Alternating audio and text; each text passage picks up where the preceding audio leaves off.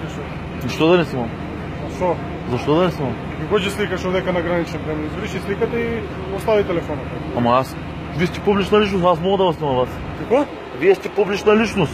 Щом си с униформа, значи мога да снимам. Не можеш да ме снимаш. Що? Не. И хубаво, какво пречи да занесат този паметник на културата в Македония? Защо да не мога да снимам? Дай тази слика изврши. А? Врати го тази слика. Какво да направя? Тази слика ще го слика.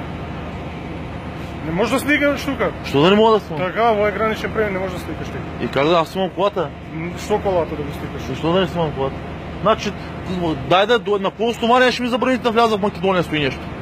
Какво?